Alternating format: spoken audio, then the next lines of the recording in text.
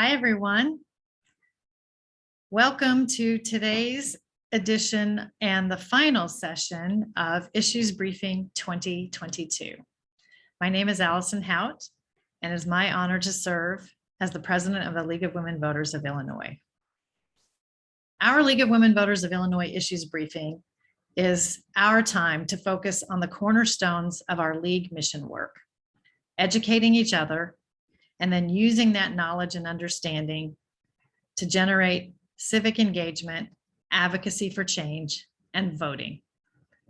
The success of the League of Women Voters in empowering voters and defending democracy lies in our ability to foster that civic engagement and that access to information.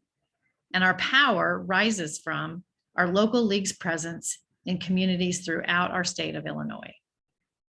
Issues Briefing is really a pivot point for us all. From here, we must take what we learn out into our communities, where we listen to understand, we collaborate, we educate, and we activate others. What we know about civic engagement and education is this: people who have information, people who are engaged in their communities, those people are more likely to be voters. So let's educate and let's activate. Let's get people engaged. Let's see more people using their voices and their vote to speak up about what matters most to them. Today, I urge you to listen actively, ask questions, and then most importantly, you have to take it one step further. You have to do something, because it is incumbent upon all of us, each of us, to act. Take what you learned, something that you've learned, out into your community, to your local League of Women Voters, to your family, your friends, your neighbors. It's as simple as that. You can do that, and you can be a catalyst for change. Before I turn it over to our speakers, I want to remind you that our meeting today is being recorded. To best view the spotlighted speakers, use the speaker view up in the top right-hand corner of your screen. Our subtitles have been enabled today. If you would like to activate, enlarge, or end the subtitles, use the button in the lower part of your screen. Toward the end of the session, we will move to a question and answer period. During the presentation, if you have questions, please drop them into the chat and direct your questions to Question Asker. Please join me in welcoming our sign language interpreters for this session, Sheila Kettering and Vera Marie Baldoza. Sheila and Vera Marie, along with Paula Bloomberg, have been with us all week providing this service, and we are so glad to have that. And finally, thank you to our League of Women Voters of Illinois Board of Directors, to the entire League of Women Voters of Illinois Issues and Advocacy Committee, and to everyone who has been part of creating this important week of education and activation. So turn off any of your other devices, lean in and engage. Jean Pierce, our co-chair of Issues and Advocacy Committee, will now introduce our speaker.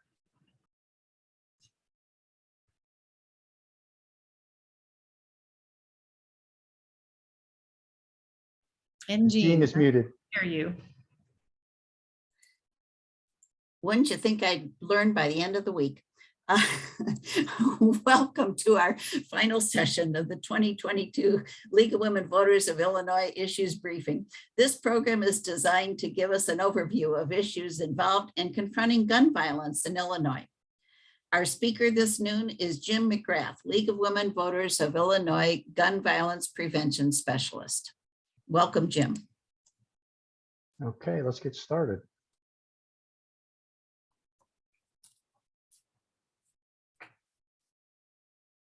Okay, let me minimize this.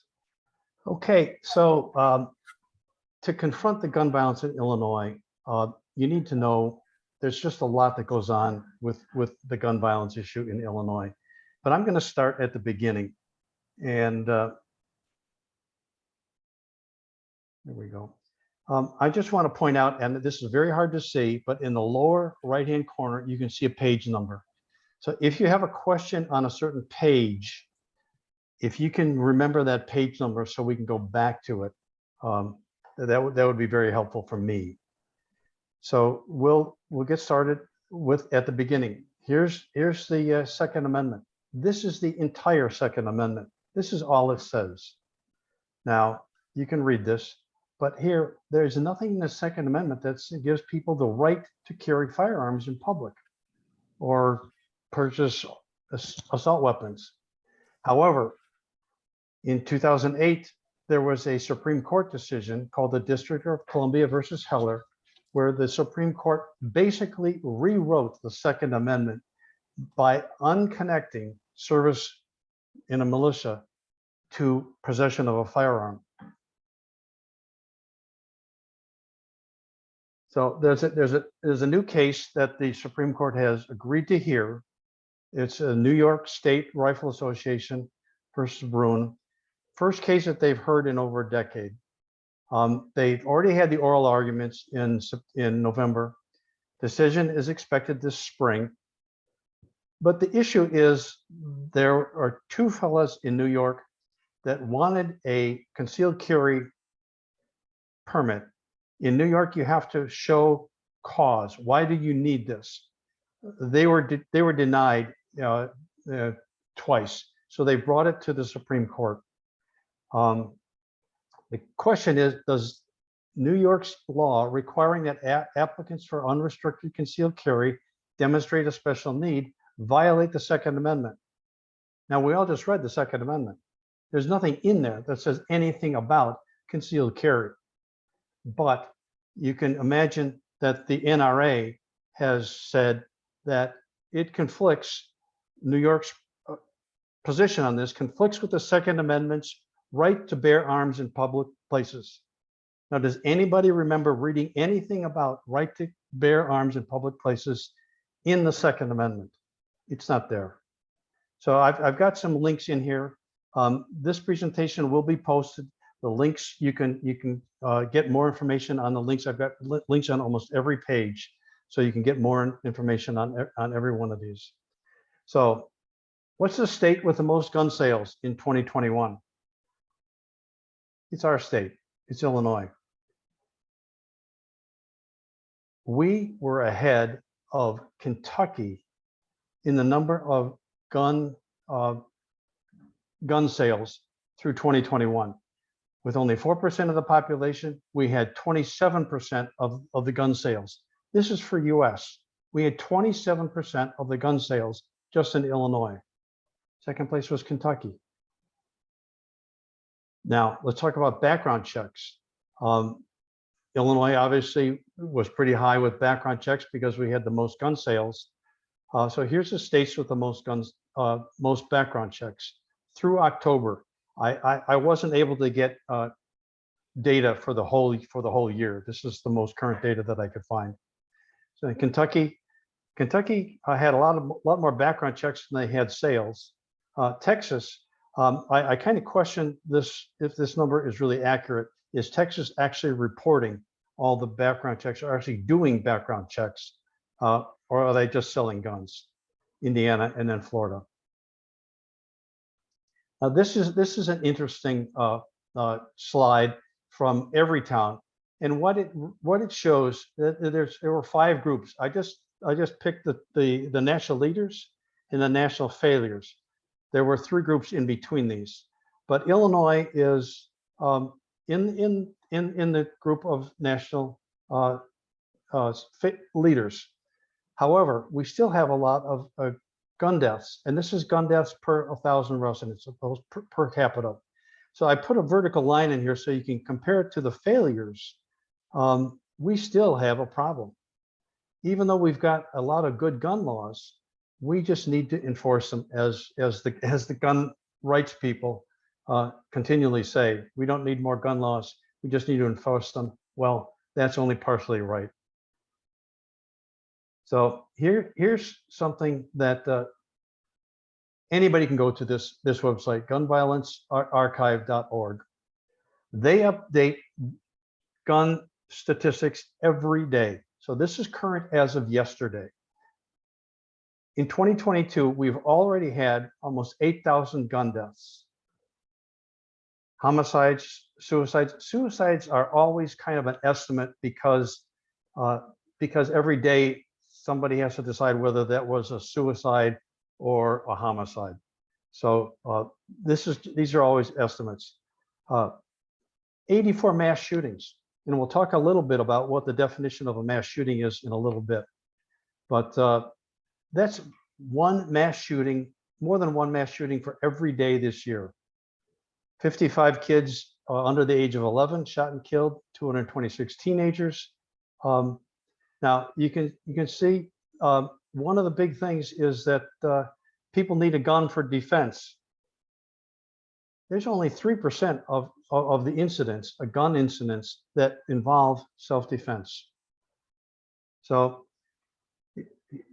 you can click on this link above and you can check out what has changed since yesterday. Now, suicides normally are more than 50% of gun deaths, as this is shown over here. However, in Illinois, our suicide rate is only 39%. It's not because we have fewer suicides, it's because we have more homicides. So when we're trying to get gun bills passed in Springfield, one of the things we hear a lot from the legislators who are not interested in supporting our gun bills is that's a Chicago problem. You guys need to solve your problem in Chicago. It doesn't happen in the rest of the state. Well, here's the Gun Violence Archive. And this is, again, current as of yesterday. You can see all of these are gun deaths. All the gun deaths in Illinois. Here's Chicago and Chicago metro area. This is the St. Louis metro area, but you can see all the gun deaths throughout the state. So one thing that I was able to do, and this is I got this information at the end of 2021. So there's probably, and there's more. I only have 5 examples. Here's Decatur police chief saying, let's get something done. And what he's doing is he's asking the politicians to get these gun laws that we need in place. Peoria has a problem. Rockford has a problem. Carbondale has a problem. Champaign has a problem. There are more. I can only put these 5 or 6 on this one page. There are more. And this is typical, but somehow we need to convince our legislators around the state that is not just a Chicago problem. So I'm asking anybody, if you are not in the Chicago area, please, when these gun bills come up, please work with your legislator to convince them they do have a problem. Okay, this is just a slide of per capita homicides in the 10 largest cities.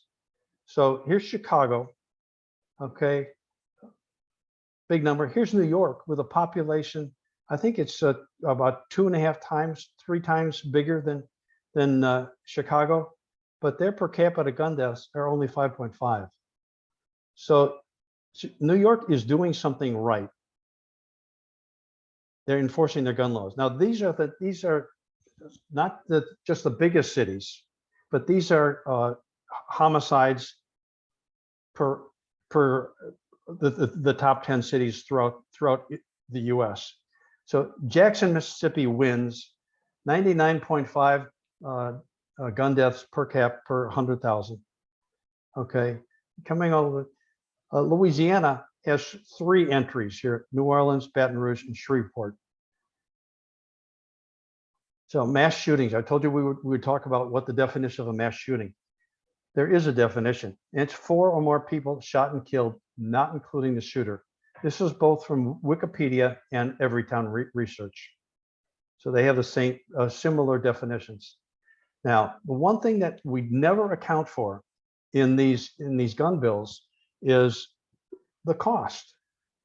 What is the cost of not implementing these gun bills? One researcher for the Las Vegas mass shooting estimated that cost to the nation was over $600 million. If you include medical, mental health care, police work, etc. And then the fear of mass shootings, we've invested over $800 million in federal dollars to help schools hire security guards. And we'll talk a little bit later, that a very ineffective way to curb gun violence in schools. So in Illinois alone, the gun violence costs Illinois over $10 billion a year. Now, this is only $668 million is paid by taxpayers. So the rest of this money is paid by citizens. Again, lost wages, medical, etc. So good news. This is something that's been already passed. It was passed at the end of last year. Anybody that lives in Representative Maura Hirschauer district needs to be congratulated for having her as a representative. She is a yeoman in proposing common sense gun bills. So what happens now is we can no longer have in schools active shooter drills when kids are available in schools. So here's a summary, but the bottom line is here. They can only run an active shooter drill when the kids aren't present. What they used to do is run through the school, somebody pretending to be the shooter, shooting blanks, terrifying the kids. They never knew was this real or was this a drill. So they can't do that anymore. So that is something that's in place now. It was passed last year. Arming teachers always seems to be a response that the gun community thinks it makes sense. And a lot of the rural communities say this is what we have to, because it might take 20 minutes for first responders to come to our school because of our location. However, it really doesn't work. So here's the bottom line. In fact, an armed teacher cannot, in a moment of extreme duress and confusion, be expected to transform into a specially trained law enforcement officer. Now, if you've ever tried to shoot a handgun, you have to be very close to what your target. And again, a lot of these school shooters have assault weapons. So, and the school shooter is not going to be standing still. So, I mean, the chance of them actually shooting the shooter is more likely that you will shoot a bystander or a student. So here's a link that I provided. You can go to Everytown Research if you want more information on this. Now, teachers were asked if teachers were allowed to carry guns in schools, do you think you would be safer, about the same, or feel less safe? 20% of teachers said, I would feel safer. My guess is those are the teachers that wanted to carry guns. About as safe as they are now, well, the data shows that's not true. The data shows you'd actually be less safe if teachers were armed. Now, every year for the last couple of years, the Illinois Association of School Boards, that's IASB, has had a resolution. This last year, it was resolution 2. They wanted to pass a resolution to enable their lobbying arm of the school board association to write bills to get to the legislators to allow schools to have employees, not just teachers. This is anybody from the superintendent on down to the person that's cutting the grass to carry a firearm. It failed, only 181 to 202. Now, when you look at that, if only 11 school districts had changed their vote from do not approve to approve, this would have passed. So my comment here is it's way too close. We have more work to do. So if this comes up again, and I hope toward the end, one of my asks is that you sign on to the GVP Google group, which I use to inform anybody that signed on to that about what's happening with gun issues in the state. So let's talk about school resource officers. It's been a primary response to hire school resource officers as a cure for school shootings. This organization, and here it's Journal for Adolescent Health. They found no evidence that the presence of a resource officer lessened the severity or prevented a school shooting. Again, remember, the SRO only has a pistol. And again, if you've ever shot a handgun, you know you have to be fairly close to the target in order to hit the target. So assault weapons and mass shootings. Vast majority of gun deaths in the US is from handguns. However, the weapon of choice for mass shootings is an assault weapon. Now, California has had a ban on assault weapons for years. However, last year, I think it was May, June timeframe, there was a court case where that law was overturned. It was appealed. The appeal overturned the ban, so the law was reinstated. Our guess is the plaintiff is probably going to take this case to the Supreme Court. That tends to be the modus operandi for a lot of these gun issues. They take them to local courts, understanding they probably will not win, with the goal of getting it to the Supreme Court, which tends to be, because of the nature of the current Supreme Court, tends to favor these kinds of things. So our concern is this ruling that California ban on assault weapons could be reinstated. Now, there are over 20 million assault weapons already in possession by US gun owners. This is my comment. Consider the filibuster is a lethal weapon. Because of the filibuster, we can't even get gun laws that are passed in the House, can't even get debated in the Senate. So I just thought I'd include this just for information. So what is a bump stock? This is what was used to turn an assault weapon into almost a machine gun. So what happens is, this is the mechanism of the weapon. The stock is removed, okay? The stock is removed and then replaced here with the bump stock. And you see this gap here? What happens when you fire the weapon? It recoils and it takes up this space.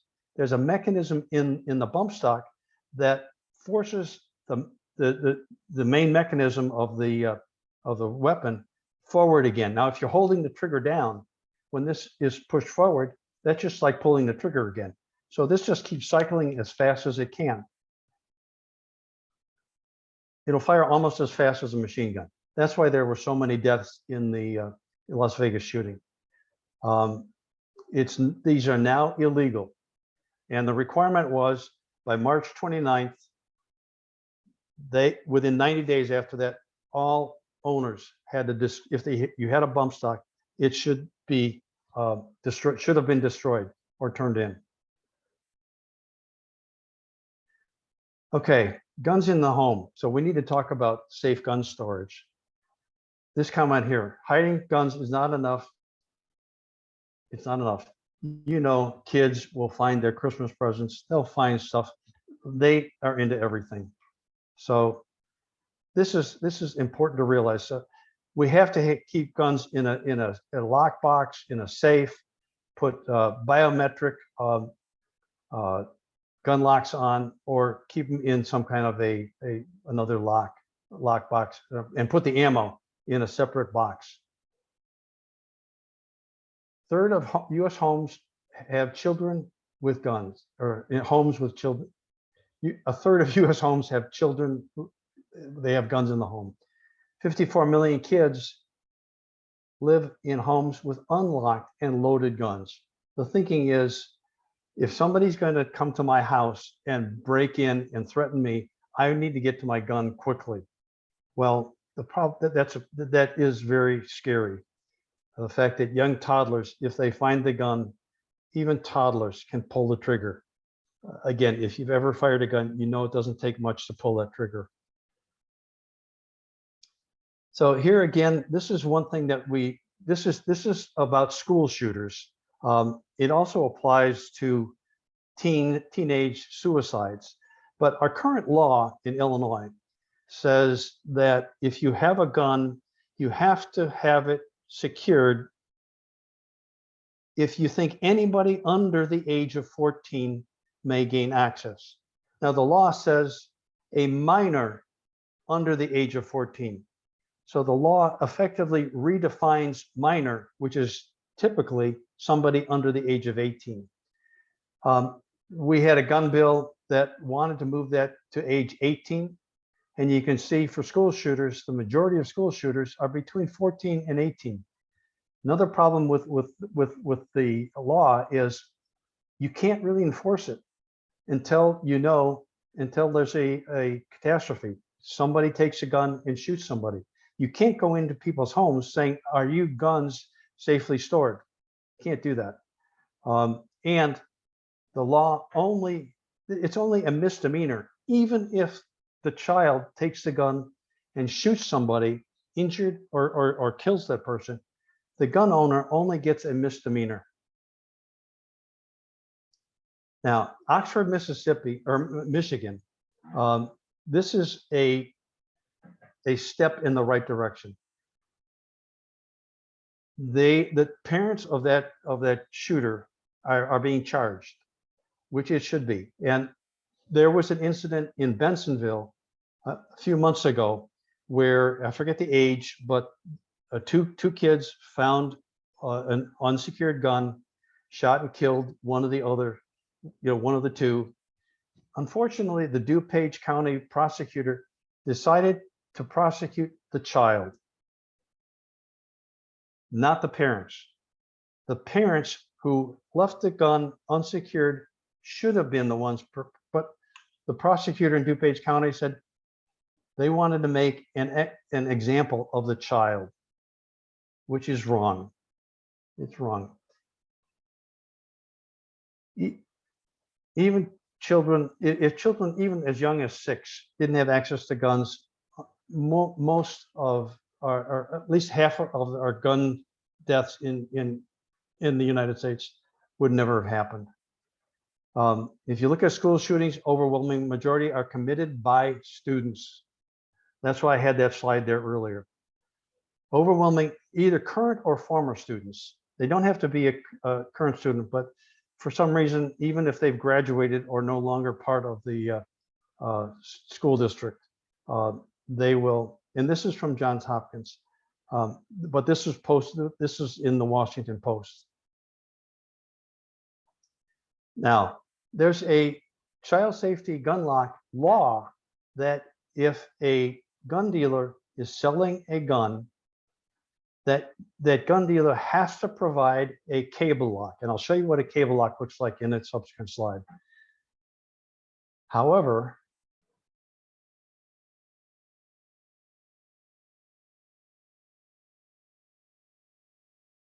there is no requirement that the lock has to be used. Now, this is good news. This, again, a US statistic, not just an Illinois statistic, but there's 2 million students. And this is one of the things that we're trying to do is work with schools, because there's no better way to reach parents than through schools. Here's some gun bills that we had that are current in Springfield. Safe Gun Storage Campaign. And what this is requesting the Department of Public Health to develop a program to educate gun owners in Illinois about safe gun storage. It's passed, it's moved on to the Senate, but it's pending funding. And there's a gun bill for funding that I'll talk about in a little bit. This was a way to get to parents, is to include in the handbook information on safe gun storage. This bill has been amended and expanded to allow school districts to do gun safety education. So well beyond what the original intent was. Now, the firearm, which is safe storage, which is what we wanted to do to increase that age to 18. Unfortunately, it's been sent to the Rules Committee which if you're familiar with how or legislation of any type in Springfield works, when it's sent to the Rules Committee, it's basically sent there to die. So that doesn't mean this is going to be the end of it. We'll work with the original sponsor to get this gun proposed again. Now this is our gun legislation proposed again. Gun ownership in Chicago. This was something that was done by Laurie's Children's Hospital. They found that 22% of Chicago parents reported having a firearm in their home. Nearly half own guns, reported storing them loaded. So that's 11% of the parents in Chicago have loaded unsecured guns in the home. They keep them there for protection. That's what everybody thinks they have to do, is have guns for protection. So now I said earlier about gun locks. There is a project sponsored by a group called the National Shooting Sports Foundation. They have a program called Project Child Safe, where they hand out free gun locks, which are cable locks. They distribute them to communities across the US. They won't distribute them to an individual. They will distribute them to a police department. So what you have to do is call your police department, or actually first step is just go to Project Child Safe and find out if your police department is listed. Because if they are participating in this program, they will be listed on this website so that people know they can go there and get free gun locks. Now, I live in Barrington. I did this a couple of years ago. I found out my community was listed. I called the police department, and the person that I talked to said, "Oh, no, we don't do that anymore." And I said, "Well, why not?" And because it was too much of a problem. I said, "Well, do you have any gun locks?" "No, we don't have them anymore." So I go to the village board meetings, but I go to what's called the Committee of the Whole, which is a kind of less formal meeting. And I knew the police chief attended those meetings. So when the Committee of the Whole went into the private sessions, he left. I walked out with him, and I asked him if he knew that his admin was going to withdraw from this program. And he said, "Absolutely not." He said, "We use those gun locks when we do displays." So he got the town back installed. But if your town is not listed, call your chief of police, ask that they participate. It's free. There is absolutely no cost. Okay, if your town is listed, call them, find out if they have gun locks in stock. So this is the free gun locks. These are the cable locks. So they go through the mechanism. You can see this is where this is the action where the ammunition would be fired. This is a biometric lock. The problem with the cable locks is they can be defeated with a cutting tool. So, if somebody really wants to use that gun, they can. It's not something that they can pick up and just use, but they have to use a cutting tool. It's absolutely better than not using any kind of gun lock. So this is the best.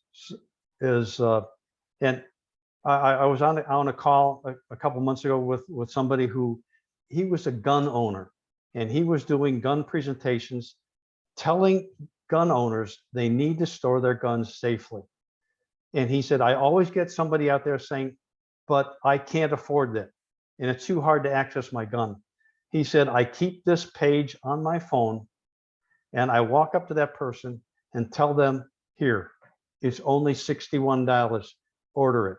And he said, most of the time they order the gun safe as I'm talking to them. So just keep in mind, and guns cost a whole lot more than $62. And if you're going to the range, you have to pay to use the range. You have to pay for the ammunition. So $62 in the whole scope of things is not a lot of money. Okay, now here's another. This technology has been around since the 90s. Smart guns. There's different ways of doing it. So here's something which is a little biometric device. The interesting thing is, since the 90s, over half of gun owners actually think smart guns are a good idea.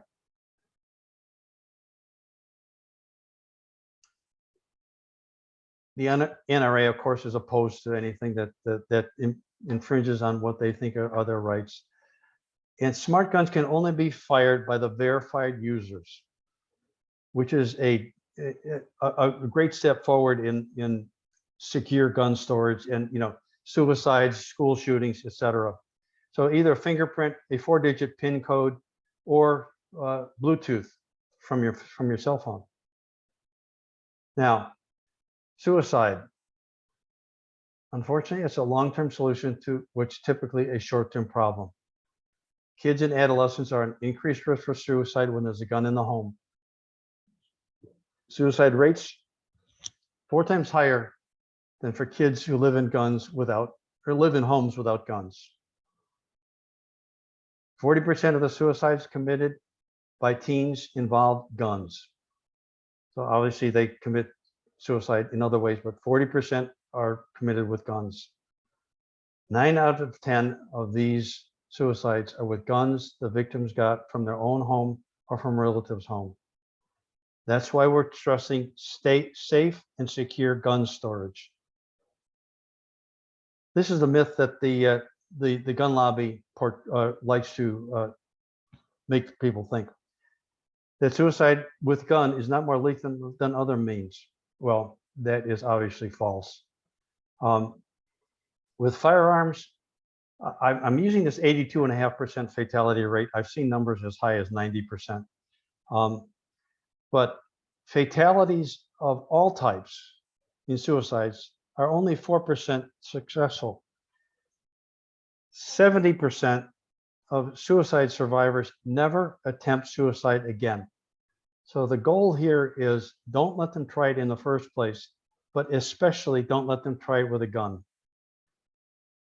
And this is a helpline. Now, I talked earlier about Illinois being a leader in gun sales. This is just through May. This is from the Wall Street Journal. Illinois, last year, over 5 million guns just sold in Illinois. Indiana was second, with 1/5 the guns. Now you can see nobody else is close. So let's talk about the number of firearms recovered. And these are crime guns. So, and this is unfortunately the latest year that I've been able to find data on is 2019. The number I'm sure would be higher if we had it for 2021. But here, source of crime guns recovered in 2019, Illinois gun dealers, 5,700 from gun dealers in Illinois. Now, this is typically either the gun was stolen, lost, or a straw sale. Now, if you're not familiar with a straw sale, that means somebody who has a FOID card, which is the firearms owner's identification, goes in and buys a gun, walks out, and sells it to somebody who doesn't have a FOID card, and they can use it in a crime. Excuse me. So let's stop blaming Indiana as a major source for guns crime guns in Illinois. 37% of crime guns come from Illinois gun dealers. Now, one of the first things that Governor Pritzker did after he was inaugurated was he signed something called the Gun Dealer Certification Law. He signed this like 2 or 3 days after his inauguration at a grade school in the Austin area in Chicago. Illinois had never, ever been able to regulate gun dealers in the state. The Alcohol, Tobacco, and Firearms was the only regulatory group that could regulate these federally firearms licensees, which are gun dealers, throughout the state. The trouble is, they had been underfunded for 20, 25 years. So they can only get to a gun dealer about once every 10 years. And if they found violations, they could only get back to that gun dealer to check up maybe in the next year. So what this enables us to do now is maintain regulation, maintain controls of gun dealers in the state. We can't do anything about out-of-state gun dealers without getting federal legislation passed. So Chicago Grime Guns, now this is 2021, on track to recover over 1,200 or 12,000 crime guns versus 2020.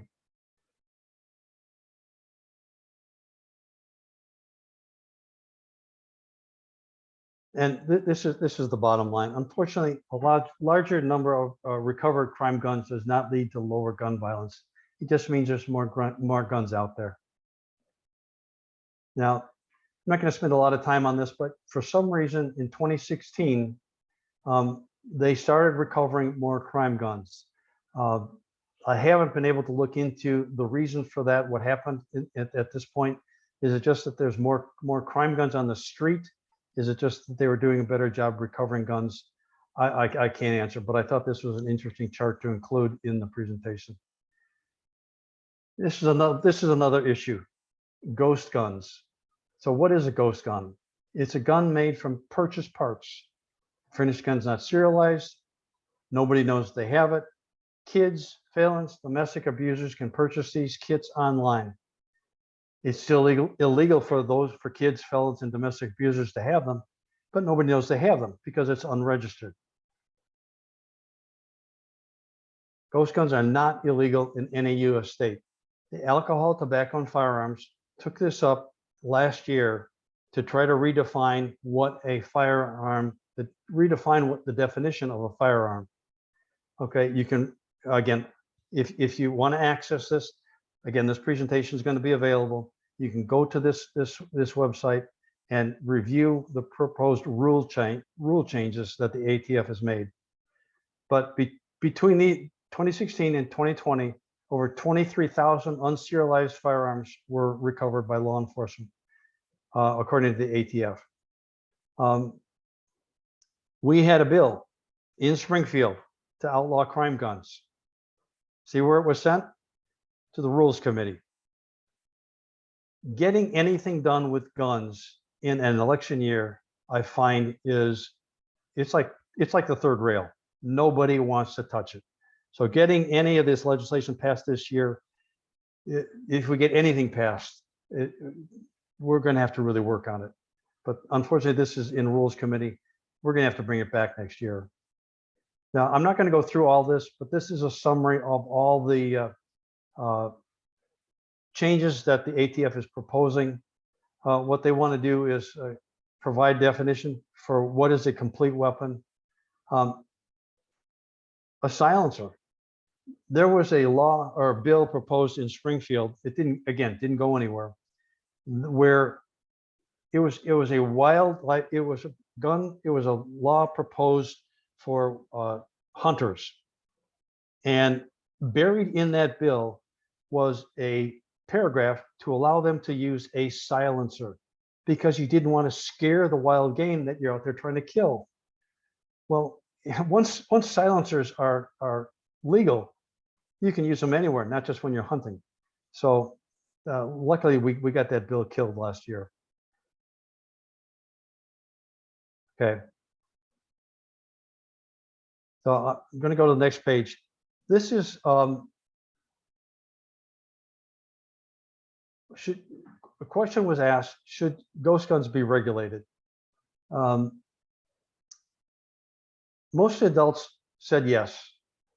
There were two groups that were kind of on the border: ages 18 to 34, less than half, and Gen Zers, only 40%. Surprising. So if you know Gen Zers, talk to them about this. This is it's a surprising statistic. So here's when I first started looking into ghost guns, I thought ghost guns were handguns.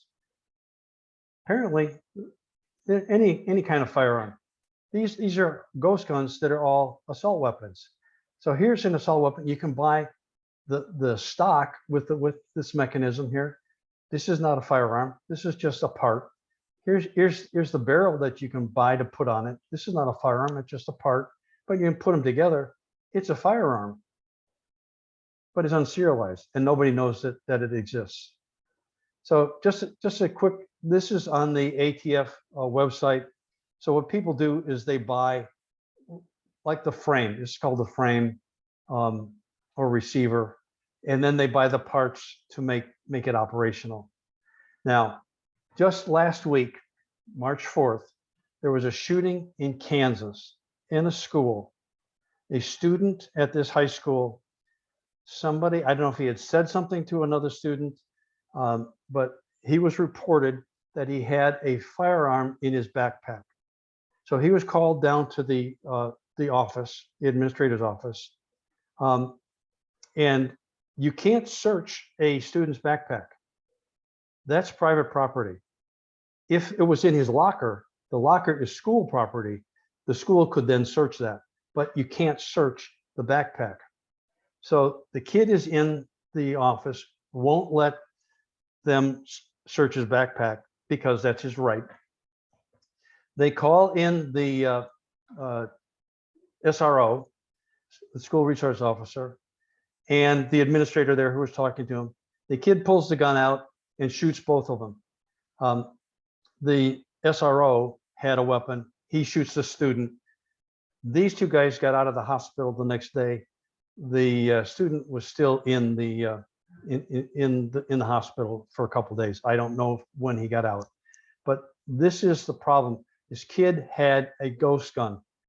It was not registered anywhere. Okay.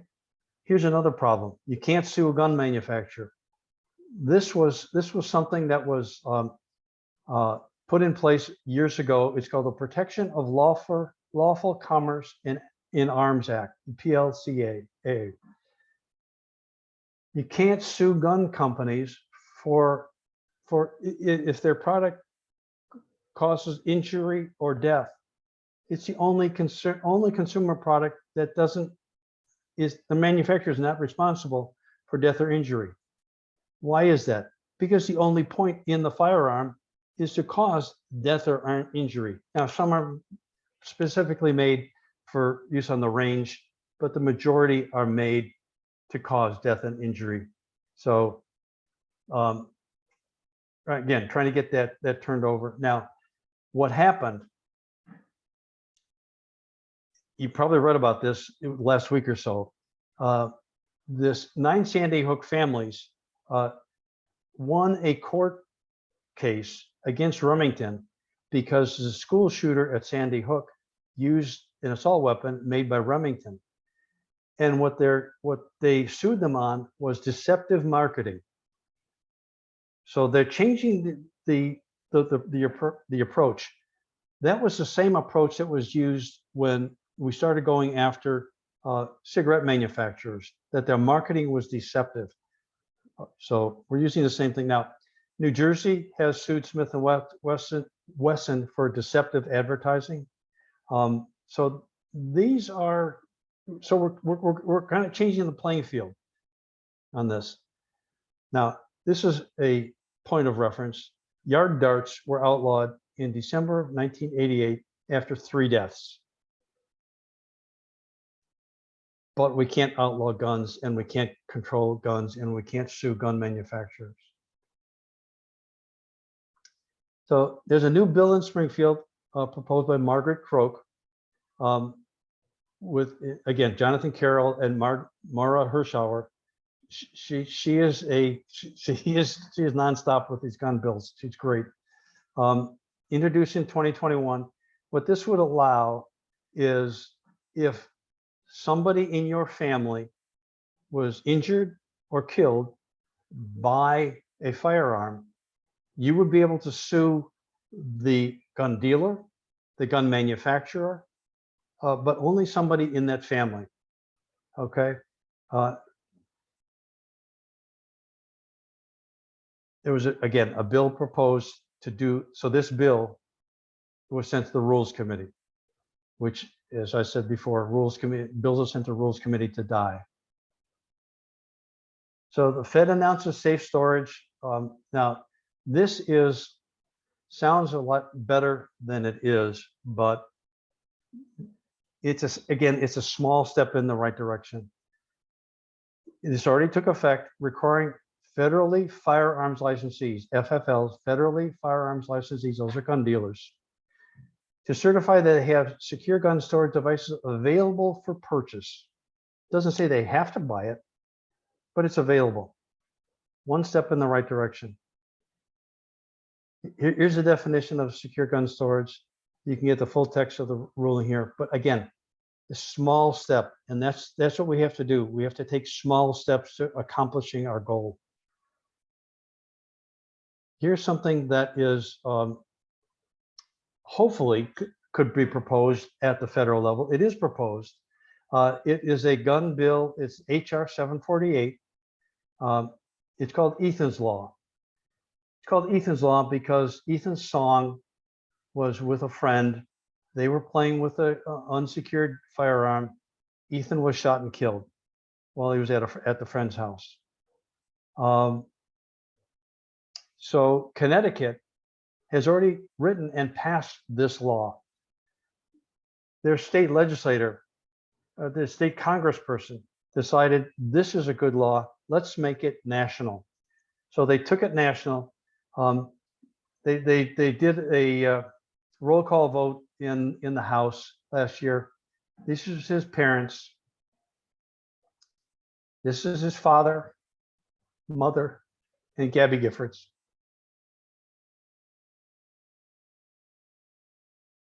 So I said earlier, we talked about the Safe Gun Storage campaign in Illinois requires appropriation.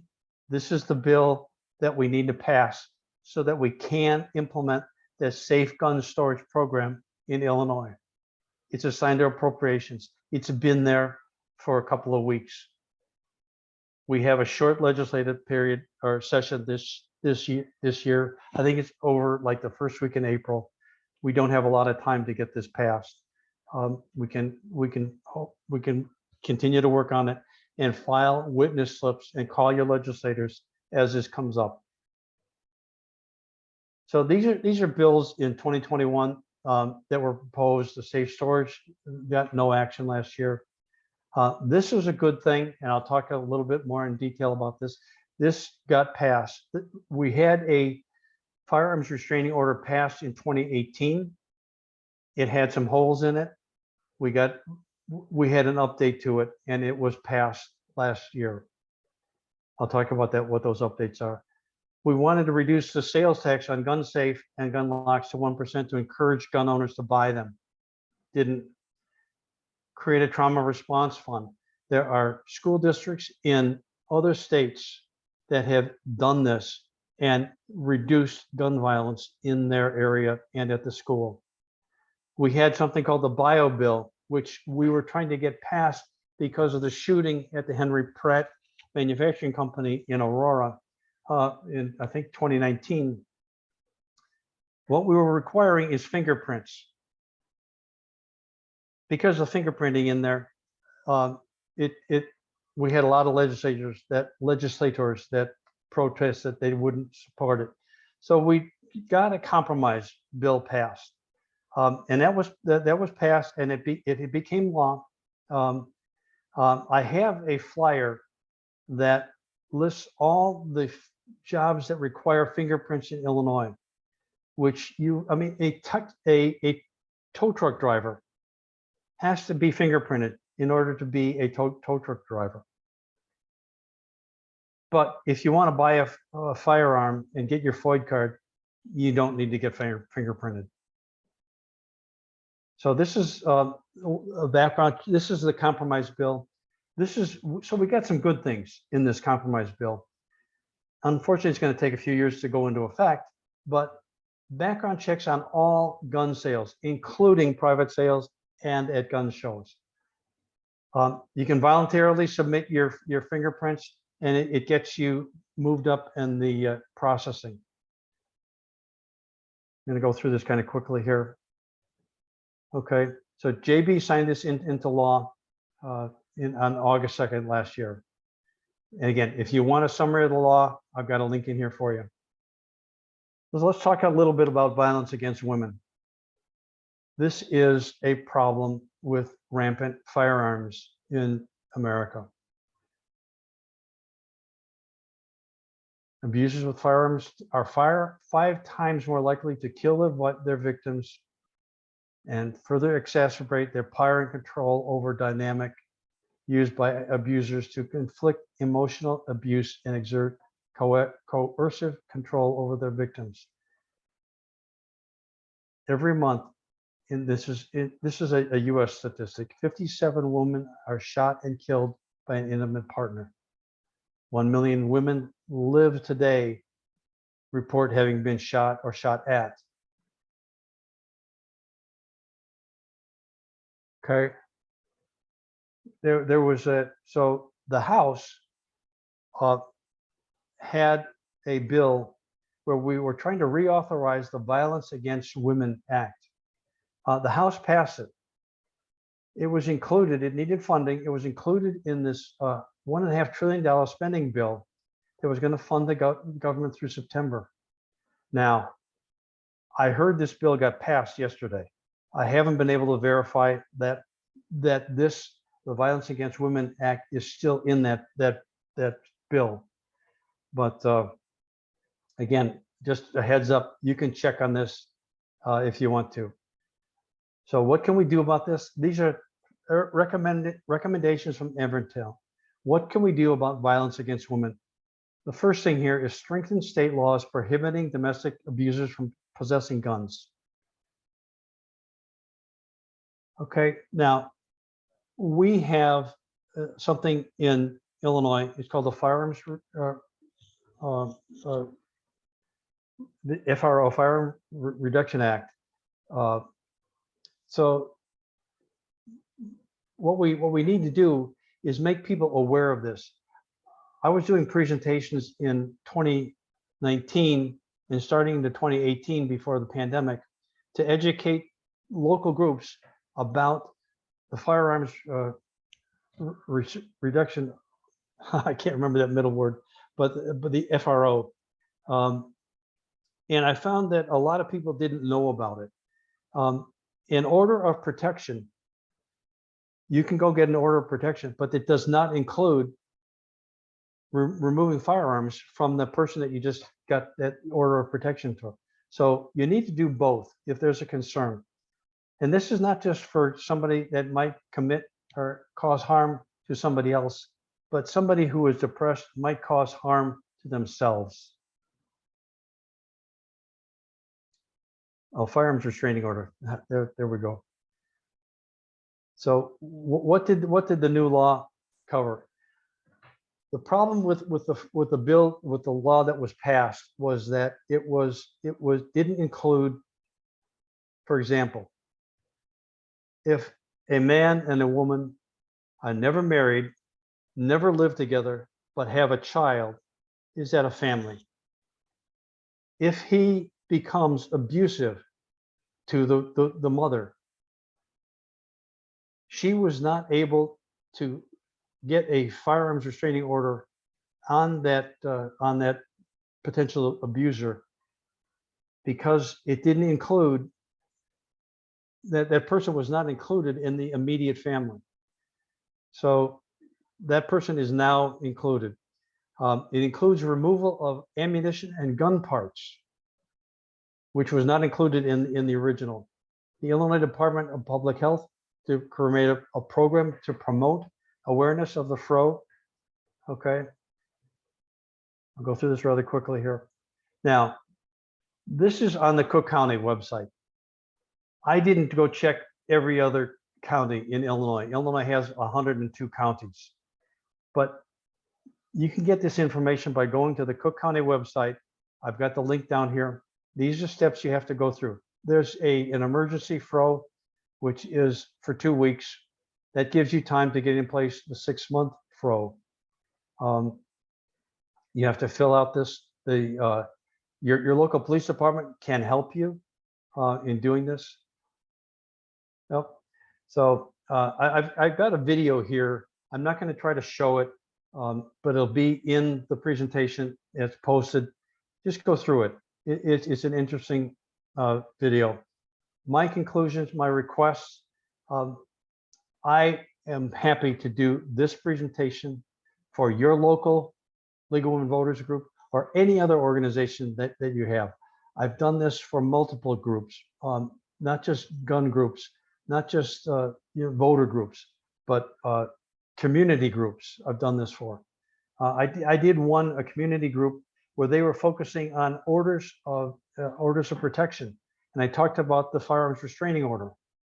They did not know about that. So that was, again, we need to get this information out. So if we're going to confront gun violence in Illinois, we need to get educated.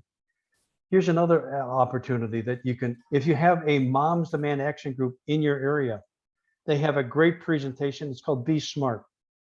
It's about gun safety, and it puts the gun safety requirement on the gun owner, on the adults. It's not the kid's responsibility to know how to handle a gun. It's to keep the gun away from the child in the first place. So you can ask your League of Women Voters to join the League of Women Voters Illinois GVP Google group. I use that to send occasional information emails out about relevant gun issues that's happening. But more importantly, I use it to send GVP witness slips out. All those bills that I talked about, I have sent witness slip requests out. Now, some of these things I will say, I'm asking you to do this again, because when it goes to a different committee, we have a chance to file witness slips again. Don't think that just because you filed it once, we're done. The other side, the gun rights people, will file every time. So they tend to outfile us every time. So typically we only have 24 hours to act on a witness slip. So I ask you to join this Google group. Here's my email address. I'm going to leave this on here for a while, but put GVP Google group as a subject so I can find it. So I'm going to leave that up there, and that's the end of my presentation. If there are any questions, let's have at it. Well, thank you, Jim. This was a lot of information, and we appreciate your depth of knowledge. I had a point of clarification. I think people realize that the General Assembly term will end early this year on April 8th instead of at the end of May because of the June primaries. So you can expect to see a lot of action, well, a fair number of action alerts in the next few weeks. I just wanted to comment on what being in Rules Committee means. Any bill that is in the House starts out in Rules Committee. It then moves on to another committee, a Substantive Committee, usually. Last year, all of the House bills moved on to a Substantive Committee. This year, more of them are staying in Rules. Because of the schedule of the General Assembly and of the House particularly, which is what he's been mainly focused on, those bills which originate in the House by now should have moved out of the Rules Committee. If they are in there now, if they're stuck in rules, as we typically say, as Jim was saying, then there's not much chance that they'll move. However, this term is highly unusual. We are seeing that the leadership of the General Assembly can make things happen and make bills move in a way that we haven't seen in normal sessions. So for the most part, though, if it's stuck in rules at this time, yeah, we don't expect it to move. Absolutely. Yeah, thanks, Rosemary, you have some questions. Yes, I have several questions. One of them you actually answered quite a bit before from Lynn, was asking about smart guns. So thank you for covering that. But then she asked, what is our league position? And I thought, well, it might be worthwhile to just show our positions to people. We have both the national position and the Illinois. And as you can see, it covers quite a bit. believes that the proliferation of handguns, semi-automatic weapons, major health and safety threat. We support federal measures to limit the accessibility and regulate the ownership. So that gives quite a broad view. And Illinois spearheaded the successful campaign for these positions. And then we have the Illinois gun position also. So most of what Jim is talking about falls under this umbrella. Anything that makes guns safer, less accessible. Am I about right there with Jean with all that? Sure. Yeah. We have much more in-depth positions and where we stand relative to both handguns and assault weapons. So you're more than welcome to look at the Illinois League's website and see specifically what those positions are. Right. It's called the national book of our positions is Impact on Issues. The Illinois book of positions is called Where We Stand. I have one from Becky wants to know how many ghost guns are out there, Jim? That's the problem. You don't know because they're unregistered. And Jan asks, assault weapons were banned nationally from 1994 to 2004. The political climate in Washington, D.C. was not great at that time, yet the bill passed. Why not now? You have to talk to those being funded by the NRA. I mean, just like you saw, we had an assault weapons gun bill in Springfield. That's not going to go anywhere. It just there are the gun issues are it's layered, and assault weapons tend to get the focus when somebody uses assault weapons in a mass shooting. But as I pointed out, most gun deaths are from handguns. So our short-term goal needs to be securing handguns, to keep handguns out of criminals and abusers. But it's not going to lose focus on assault weapons. And there's actually a town in the Chicago area. I can't remember. They have an assault weapons ban in that town, and it withstood a court case. I don't remember what town. That's my league. It's Deerfield, Illinois. Perfect. And we have one of the trustees on the screen today, Barbara Struthers, who was a trustee when that ban was passed. So she can answer questions if anyone has one about the Deerfield ban. But Yeah, go so ahead. it can happen, but you have to have a group like that's interested in getting it passed. Mhm. Maybe we'll get back to it during our our conversation time after the program. Jean, I have a couple more. Do you have any questions on your end? Not at this time. I must be first on the list there. So Liz wants to know, well, your perception, Jim, why do you think Illinois has such a high rate of gun purchases? Wow, I don't have any perception on that at all. I mean, when I saw that statistic, I had to check it out. I couldn't believe it.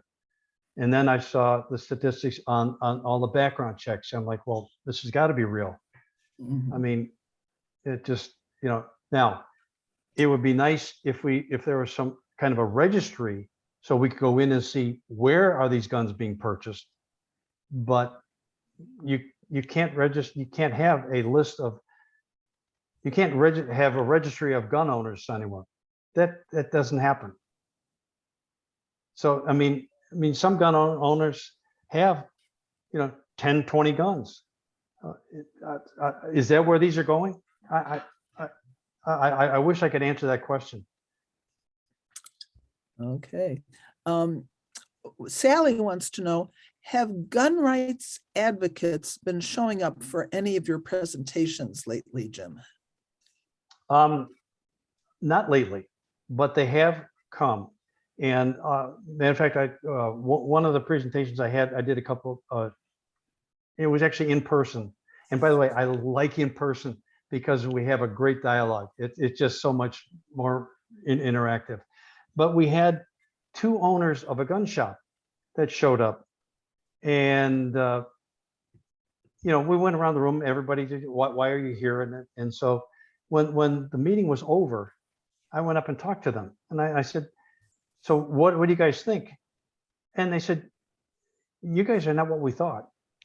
I mean, they supported what we were doing, but they came there ready to protest because they don't understand. I mean, we're not, and I usually start out, we're not against the Second Amendment. I didn't say that in this presentation, but we're not against the Second Amendment. But there are common sense things that we can do with the Second Amendment. So it's most of them are very manageable, and when you talk to them, they understand what we're doing. All right, Kathleen is expressing her frustration too here. She says, airline pilots have to be tested yearly for safety reasons. How often do gun owners in Illinois have to be tested at target practice to make sure they know how to safely use a gun and get their FOID card renewed? Gun deaths are more numerous than airline deaths. Yes, they are. That's a good question. I think it's when they have to get their FOID card renewed. Now, this is something I haven't looked into yet, is with this revision to the FOID card about fingerprinting. I think if they submit fingerprints, I think they get a buy on that but it's certainly not once a year. It's definitely not once a year. It's not often enough for sure. Let's see. Oh, here's one. Lynn again. Are there any good answers to the positions of pro-gun people when they say funds don't kill? Oh, she means guns. I don't know what she means. She said, say funds don't kill people, people kill people. I suppose she means guns, or maybe not. So are they advocating for regulating people? Yeah, and I'm familiar with that NRA approach. Mhm. It's guns don't kill people, people kill people. Mhm. My response to that is people with guns kill people. And if they didn't have the gun, they wouldn't be killing people. Okay. And then I have a question from Marianne, wants to know, what is the impact of witness slips? Maybe Jean and you can both go into that. Yeah, well, yeah, the witness slips is just one thing it shows is there's general interest on that bill to the committee. It doesn't necessarily mean that if there's a lot of proponents or opponents, it will move forward or not. My experience is if there's a lot of witness slips filed, the committee would go, oh, this is something we should maybe put on the floor for a general vote. So I don't know, Jean, do you have a different thought on it? You're right, but my comment on that is that particularly with gun violence prevention bills, the NRA is masterful at mobilizing their members to file witness slips. And so, probably in this area, more than any of the others, we will see an enormous number of witness slips filed relative to these bills. I just like to say one more thing about those. Okay, Alice, I'm sorry, go ahead. Thank you, sorry. It's not something that every state has. So we have this opportunity in Illinois to weigh in at committee meetings by this very simple process of filing a witness slip. And the report of the witness slips right up to the moment of the beginning of the committee meeting is then distributed to the chairperson and the committee members. So they do see who weighs in. And you can go to our website to learn more about how to fill out a witness slip, how to register with Illinois General Assembly website so that you can auto fill out a witness slip very, very quickly. All right, back to Jim. Oh, that's right. And witness slips are always from the individual. Allison is the only one who can send in a witness slip for the league. Yeah, just, Yeah, self, yeah. yep. Well, we're at 1:14. I just had one, Jan mentions just for our information, she says, I think FOID cards are like driver's licenses about every 4 or 5 years to be renewed. FOID cards are, we were trying to get them with the Fix the FOID. We were trying to move them to 5 years and a $20 fee. The gun people pushed back on it and said, no, that's too much. That's $4 a year. So the FOID card is $10 for 10 years. Now, Oh, okay. so it's, they get it for 10 years. Wow. All right. Jean will announce how we're going to handle our after party. Okay, well, once again, thank you so much, Jim. That this has been a lot of very important, very up-to-date information. And thank you also to our league members and friends of the leagues for joining us throughout this week. If you'd like to stay informed about upcoming opportunities for advocacy, please do contact issues@lwvil.org. Asked to be added, in this case, to the Gun Violence Prevention Google group. This concludes our 2022 issues briefing.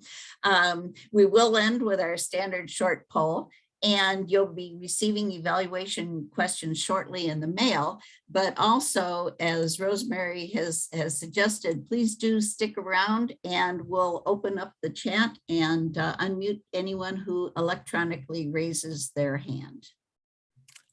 Okay. And